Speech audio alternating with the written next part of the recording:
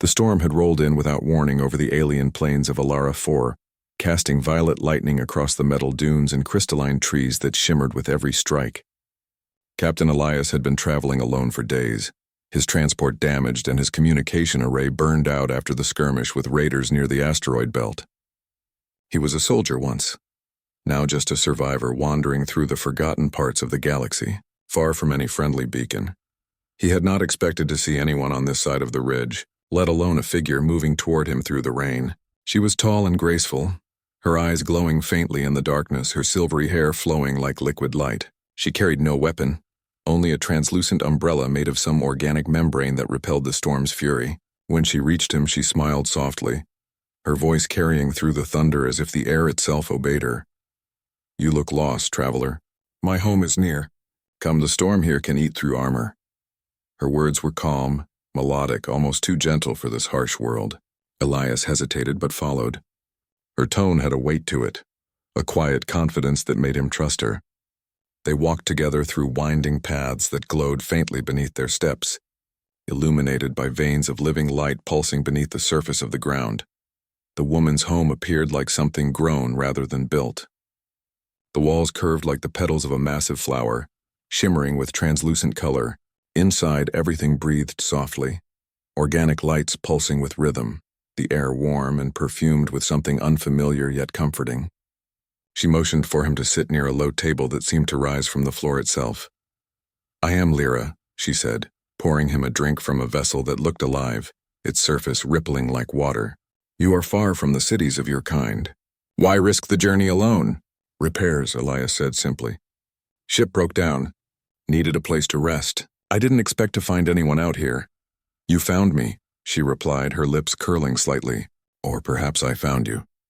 There was an unspoken mystery in her tone, and Elias couldn't tell if it was meant to comfort or unsettle him. The drink she gave him was sweet, but left a faint heat in his throat. As they spoke, he noticed that the walls of the room shifted slightly when she moved, as though reacting to her presence.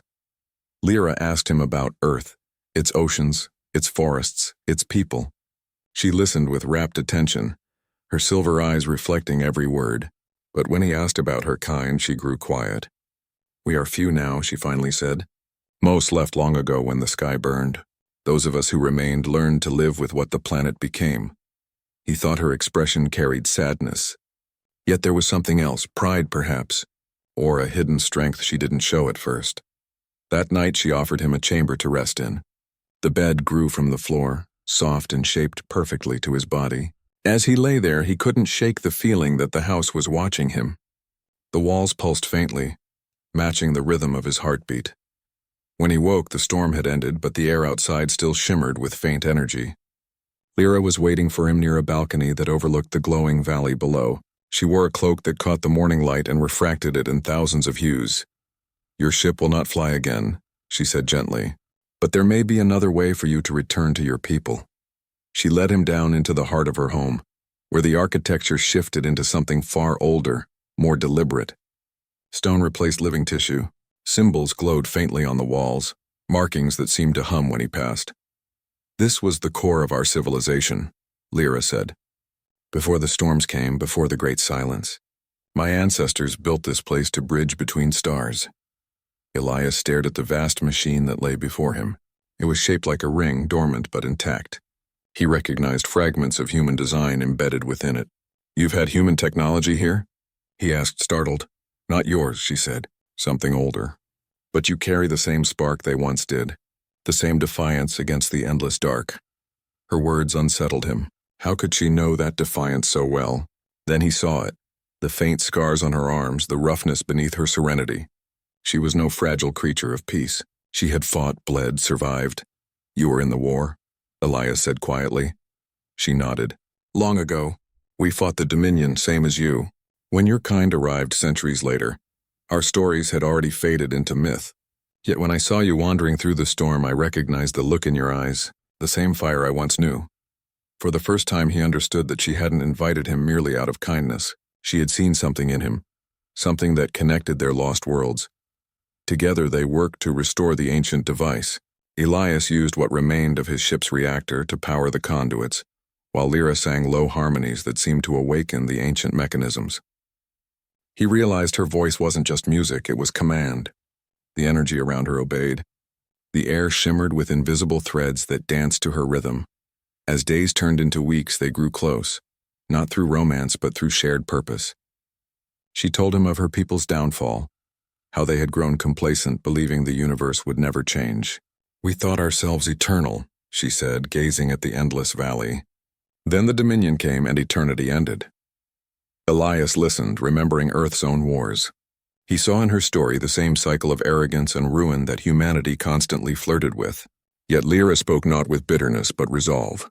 She wanted to rebuild, to give her world another chance, and she believed humanity might help her do it. When the machine finally hummed to life, the valley itself seemed to breathe again. Lightning crawled across the sky, and energy spiraled upward into a thin vertical beam that pierced the clouds. Elias stepped closer, shielding his eyes from the blinding glow. "It's active," he said. "You did it." "No," she replied softly. "We did." But as the light grew, the air shifted. From the beam emerged forms, mechanical, precise, cold. The Dominion. Somehow the activation signal had reached them. Lyra's expression changed from joy to dread. "They were waiting," she whispered. Elias grabbed his weapon, though it was little more than a pulse rifle with limited charge. "Then we finish what you started," he said. The attackers descended in formation, sleek drones armed with plasma projectors. The ground shook with impact as metallic figures swarmed the plateau. Elias fired, his shots finding weak points through instinct and experience. Lyra raised her hands, and the air around her rippled with visible waves of sound. The drones faltered, their internal systems disrupted. Together they fought as though they had done it for years. The battle was fierce. Elias felt the heat of plasma searing past his armor. He saw Lyra wounded but unyielding, summoning raw bursts of energy that tore the machines apart. The valley became a storm of light and noise until finally silence returned. When the last drone fell, Lyra dropped to her knees, exhausted. Elias rushed to her side. Her skin shimmered faintly as the glow faded from her eyes. "You've saved your world," he said. She smiled weakly. "Not yet. But perhaps it has a future now." "Because of you," Elias helped her stand. The machine still pulsed behind them, stable but humming with new life. "Where does it lead?" he asked. "Anywhere," she said. "Everywhere. It connects to the network of the old builders. You could return home, or stay." He looked at the sky, at the shattered clouds slowly clearing to reveal the twin suns of Alara IV. "Earth would call me missing," he said. "But maybe here I could be useful again." Lyra extended her hand, not as a plea but as an invitation. "Then be welcome. My world could use a human's courage." Elias took her hand. The house above them began to bloom, its petals opening to the sunlight for the first time in centuries. The valley glittered with awakening light. He realized then that what he thought was innocence had never been weakness. Lyra had not been a fragile host. She had been testing him, measuring if humanity still carried the strength she once saw in the ancients. Her invitation had been both a welcome and a trial. As the wind swept through the valley, he felt the first true peace in years.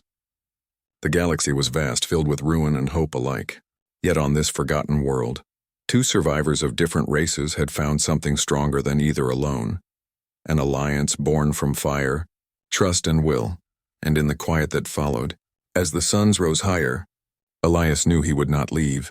He had been welcomed not by chance but by destiny.